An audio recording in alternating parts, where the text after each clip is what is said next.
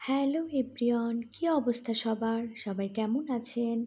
কাছে ও দূরে যে যেখান থেকে আজকের এই ভিডিওটি দেখছেন, আশা করি আল্লাহর রহমতে আপনারা সবাই ভালো আছেন, সুস্থ আছেন এবং নিরাপদে আছেন। আমরাও আলহামদুলিল্লাহ ভালো আছি।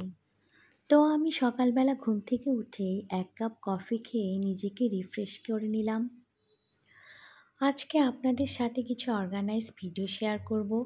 আশা করি এই অর্গানাইজ ভিডিও থেকে আপনারা কিছু আইডিয়া পেয়েও যেতে পারেন।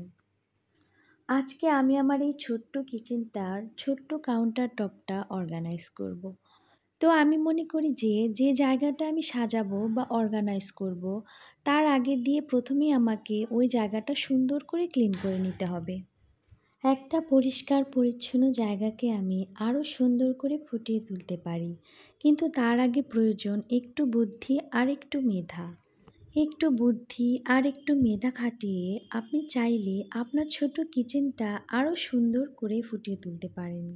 আমার এই হলুদ মরিচ রাখার জারগুলো প্রতিদিন ব্যবহার করার পরে এগুলো আমি সুন্দর করে মুছে রাখি। তারপরেও আজকে এগুলো পুরোপুরিভাবে ডিপ ক্লিন করে নিচ্ছি। আর পিছনে যে আমার কিচেন র্যাকটা, এই র্যাকটা কিন্তু আমার নতুন না। আমি বেশ কিছুদিন আগেই বানিয়েছি। তো অনেক দিন ব্যবহার করার ফলে অনেক বেশি তেল চিটচিটে হয়ে গেছে। তাই আমি গরম পানি এবং ভিম লিকুইড দিয়ে খুব ভালোভাবে পরিষ্কার করে নিচ্ছি। গরম পানির সাথে যদি ভিম লিকুইড মিক্সড করে এগুলো পরিষ্কার করা যায়, তাহলে কিন্তু খুব সহজেই তেল চিটচিটে ভাবটা দূর হয়ে যায়। ওই যে বললাম না, শুরুতেই আমাকে পরিষ্কার পরিচ্ছন্ন ও ক্লিন করে নিতে হবে। তারপর না হয় এটাকে আমি মেকওভার করব বা নতুন রূপে সাজাবো।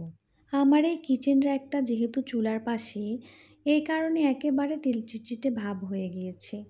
আর তাই আমি গরম পানি দিয়ে খুব ভালোভাবে পরিষ্কার করে নিয়েছি। সাথে ওই সব কাচের জারগুলো, এগুলো গরম পানি আর ভিম লিকুইড দিয়ে মুছে ফেলেছি। তারপর একটা শুকনা টাওয়াল দিয়ে পুরোপুরিভাবে শুকনা করে মুছে ফেলেছি। সবসময় পরিষ্কার পরিচ্ছন্ন করে রাখলে এত বেশি কষ্ট হয় না। সপ্তাহে একবার করে এভাবে ক্লিন করলে এগুলো অতটাও বেশি ময়লা হয় না বা তেল চিটচিটেও ভাব হয় না। আমার বিশ্বাস আজকের ভিডিওটি যদি আমার আপুরা মনোযোগ দিয়ে দেখেন বা ভালোবাসা দিয়ে দেখেন, তো ছোট্ট একটা আইডিয়া কিন্তু পেয়েও যেতে পারেন। আমরা কম বেশি অনেকেই ভাড়া বাসায় থাকি। আর ভাড়া বাসায় কিচেনগুলো কিন্তু খুব বেশি বড় থাকে না, তাই না? ছোট্ট একটা কিচেন।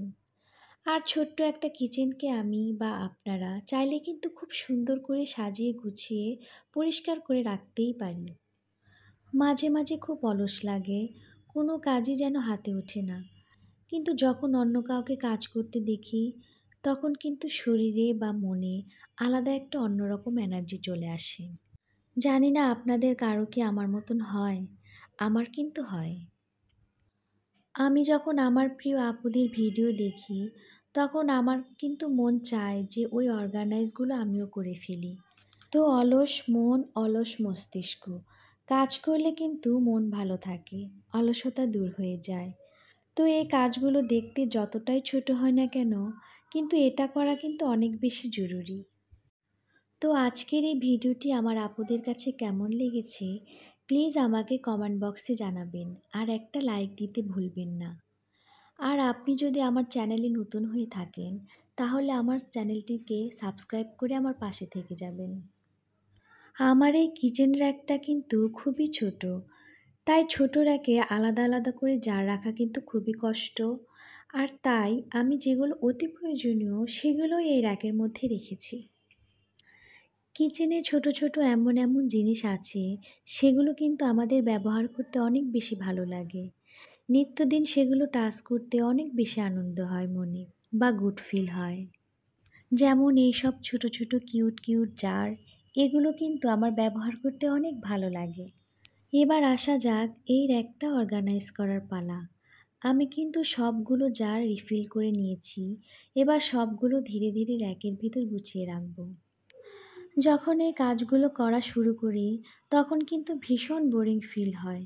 আর যখন কাজটা একেবারে ফিনিশ হয়ে যায়, তখন ভীষণ আনন্দ কাজ করে। তখন এইসব জিনিসের দিকে তাকালে যেন চোখের একটা শান্তি।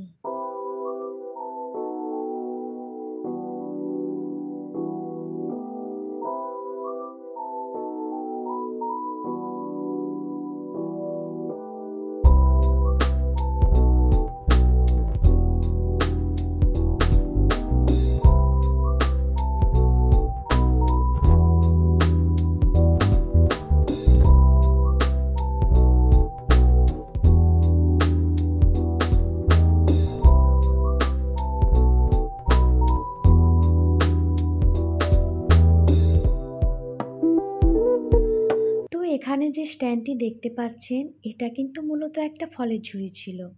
তো এটা আমি অনেকদিন ব্যবহার করেছি। নতুন একটা ফলের ঝুড়ি আনার পরে এটা আর আমি ব্যবহার করছি না। এই কারণে এটা রান্নাঘরে নিয়ে এটা অন্য কাজে ব্যবহার করছি।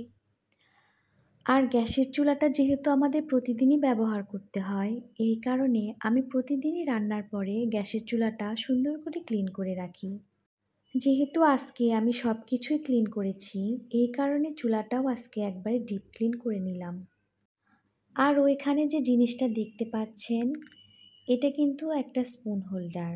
এটা আমি কিনেছি ডাইনিং টেবিলে রাখার জন্য। তো পরে দেখলাম এটা এখানেই ভালো মানাচ্ছে। আমার এই সিরামিক্সের জারগুলো কিন্তু আপুরা অনেক পছন্দ করেছেন। আর এই জারগুলো কিন্তু দেখতে আসলেই অনেক সুন্দর। আর এই জারগুলো কিন্তু অনেকটাই বড়। ক্যামেরাতে কিন্তু এর সাইজটা অতটা বোঝা যাচ্ছে না, কিন্তু জারগুলো অনেক বড়। এবার সবশেষে অয়েল জার অর্গানাইজ করবার পালা।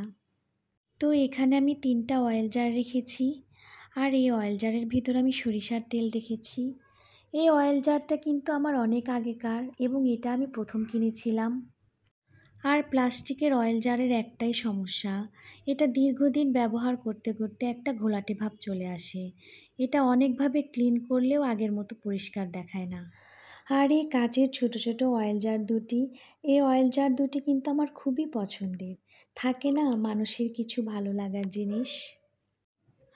তো আমি কিন্তু কিচেনের একটা কর্নার আপনাদের সাথে শেয়ার করলাম। পুরো কিচেনটা কিন্তু আজ দেখালাম না।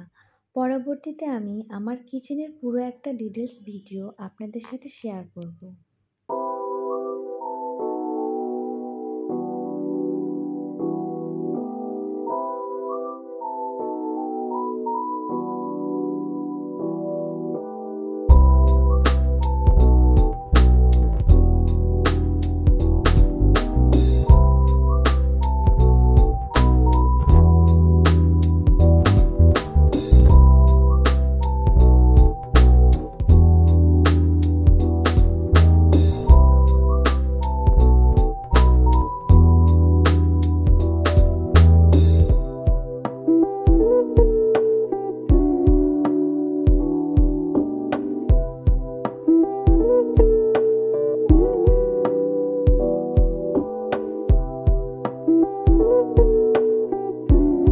এদিকে আমার রান্নাঘরটা একদম পুরোপুরিভাবে ক্লিন হয়ে গেছে। তো আজকে আমার তেমন রান্নাবান্না নেই, কারণ সানাপের বাবার আজকে অফিসে পিকনিক আছে, সে সেখানেই খাবে।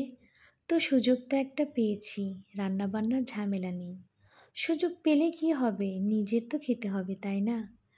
তো সেই কারণেই যা রান্না করা। আর খুব বেশি রান্না করব না, একটু ভুড়ি ভাজি করে নিব।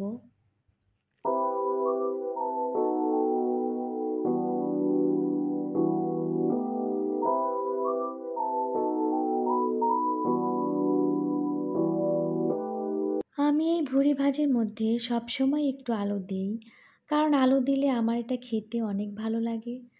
সবারই তো ভিন্ন ভিন্ন পছন্দ থাকতে পারে তাই না? সানাপের বাবা ভুড়ি জিনিসটা খেতে একদমই পছন্দ করে না, মানে সে একদমই খায় না। আজকে সে বাসায় খাবে না, তো এ কারণেই আমি এটা রান্না করে নিলাম।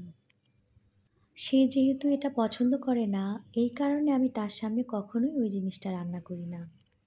তো আজকে এ পর্যন্তই। পরবর্তীতে আবার দেখা হবে আপনাদের সাথে নতুন আরেকটি ভিডিওতে। সে পর্যন্ত আপনারা সবাই ভালো থাকবেন, সুস্থ থাকবেন। আল্লাহ হাফেজ।